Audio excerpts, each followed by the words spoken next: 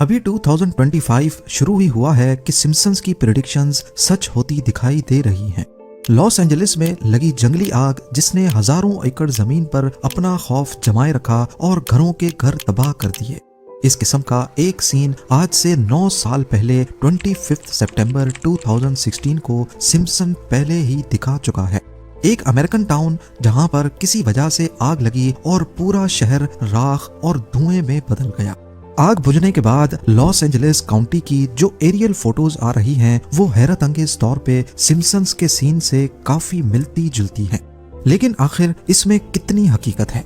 Simpson's का कई साल पहले ही फ्यूचर को प्रिडिक्ट करने के पीछे आखिर क्या राज है? ये फोटो आपने कई बार पहले भी देखी होगी, जिसमें 2017 में Donald Trump Saudi king Salman और इजिप्शियन प्रेसिडेंट के साथ मिलकर एक लाइट ग्लोब पर हाथ रख रहे हैं।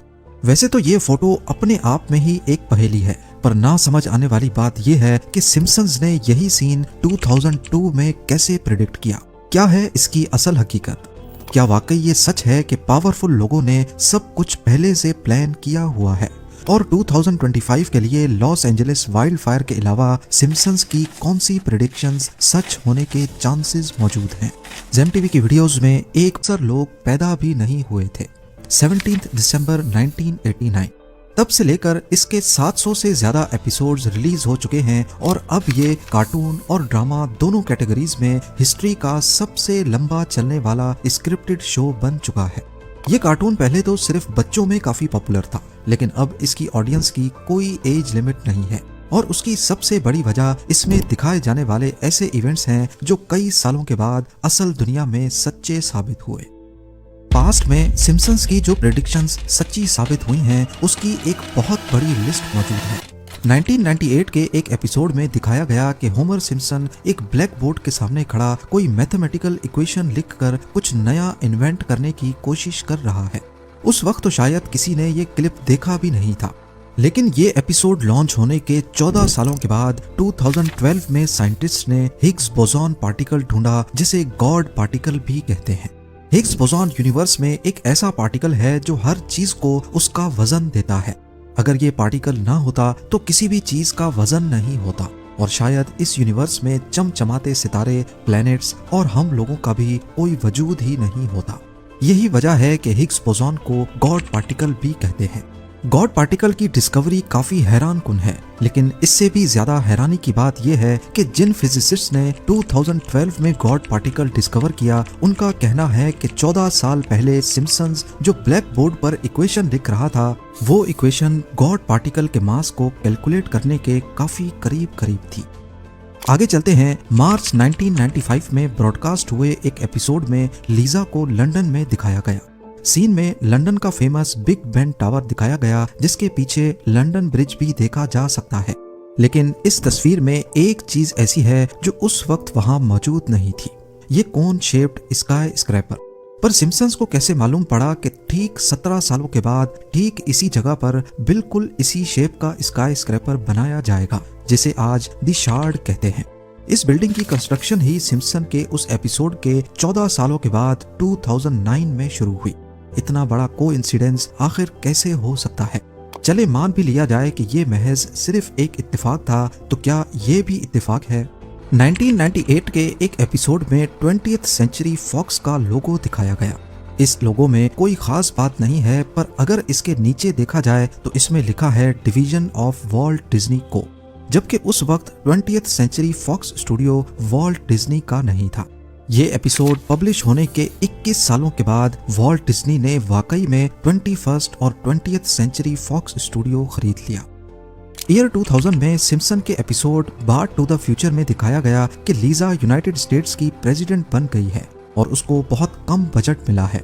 मीटिंग में लीजा कहती है कि ये सब पिछले यूएस प्रेसिडेंट की पॉलिसीज का नतीजा है, जिसमें उसने प्रेसिडेंट ट्रंप का नाम लेकर उनको कसूरवार ठहराया।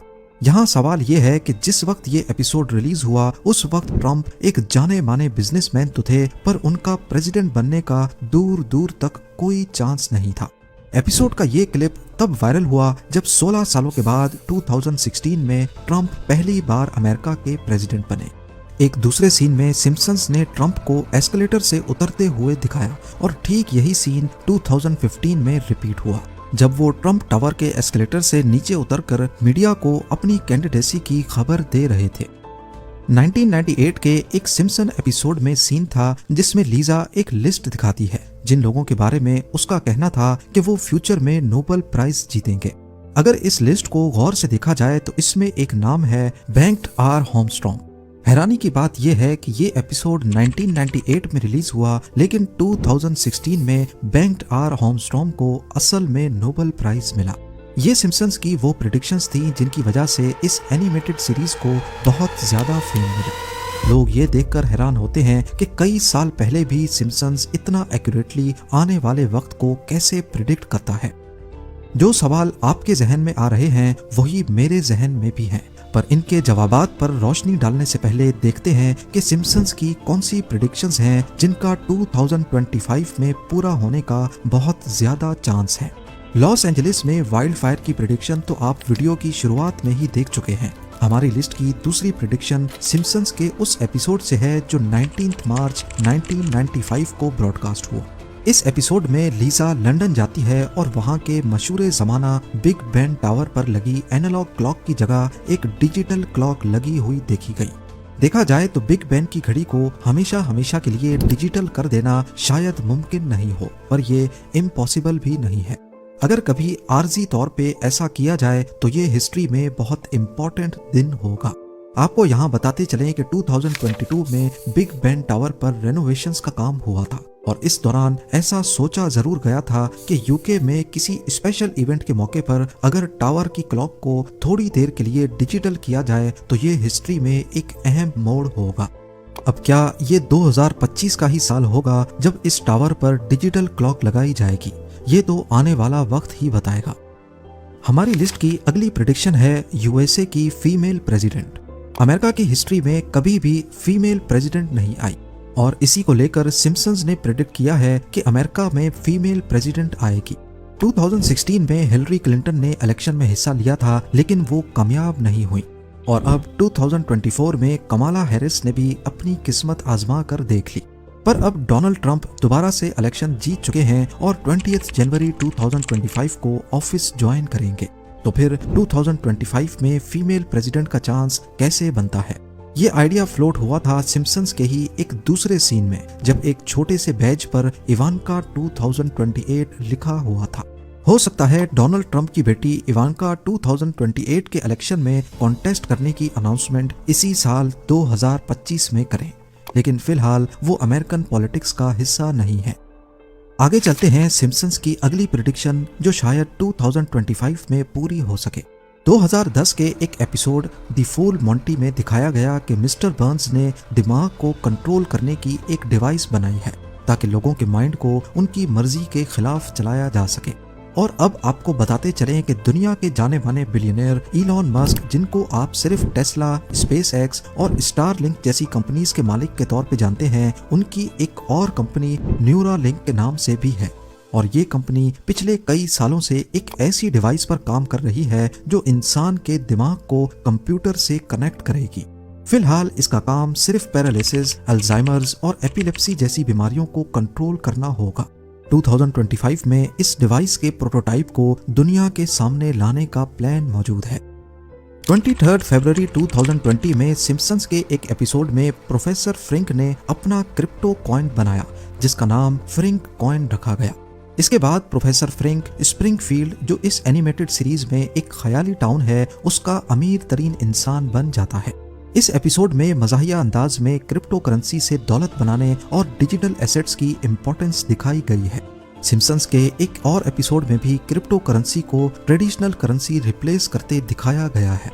क्रिप्टो करेंसी एक्सपर्ट्स का कहना है कि शायद 2025 ही वो साल होगा, क्योंकि डोनाल्ड ट्रंप ने इलेक्शन से पहले वादा किया था कि वो अमेरिका को दुनिया का क्रिप्टो कैपिटल बनाएंगे और अब वो जल्द ही ऑफिस ज्वाइन करने वाले हैं। चलते हैं अगली प्रेडिक्शन की तरफ। 1996 के एक एपिसोड में फ्यूजन एनर्जी का जिक्र किया गया। यहाँ आपको बताते चलें कि फ्यूजन एनर्जी आजकल की क्लीन एनर्जी से भी ज्यादा पावरफुल है, क्योंकि ये ग्रीन हाउस गैसेस नहीं बनाती, कम फ्यूल से ज्यादा पावर जनरेट करती है और फिजन यानी कि जो अभी तक एनर्जी जनरेशन में इस्तेमाल होता है उसके मुकाबले में लंबे अरसे का रेडियो एक्टिव वेस्ट नहीं छोड़ती।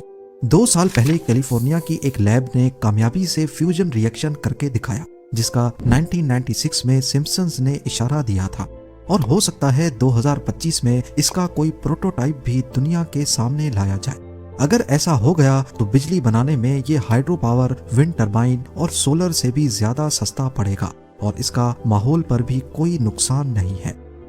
अब सिम्पसन्स की प्रेडिक्शन करने के राज पर आने से पहले एक आखिरी प्रेडिक्शन देखते हैं जो शायद 2025 में पूरी हो सके।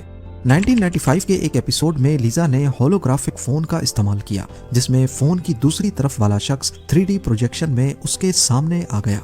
मेटा और माइक्रोसॉफ्ट जैसी कंपनीज 3D वीडियो कॉल्स में पहले से काम कर रही हैं और हो सकता है 2025 में ये चीज लॉन्च हो जाए। 30 साल पहले सिम्पसन्स ने तो इस टेक्नोलॉजी को मजाक के तौर पे दिखाया था, लेकिन अब ऑगमेंटेड रियलिटी और होलोग्राफ में रिसर्च के बाद हो सकता है हम 2025 में वीडियो कॉल्स के बजाय 3D कॉल्स देखें। जहां सिम्पसन्स की कई प्रेडिक्शंस वाकई में सच्ची साबित हुई हैं, वहीं जब ये एनिमेटेड सीरीज काफी फेमस हो गई तो लोगों ने अटेंशन पाने के लिए इसके कुछ सीन्स को जानबूझकर कॉपी भी किया। मिसाल के तौर पे 2012 के एक एपिसोड में दिखाया गया कि लेडी गागा एक कॉन्सर्ट में सिल्वर ड्रेस पहनकर हवा में लटक कर परफॉर्मेंस दे रही हैं, और फिर 2017 में यही परफॉर्मेंस असल में भी लेडी गागा ने करके दिखाई।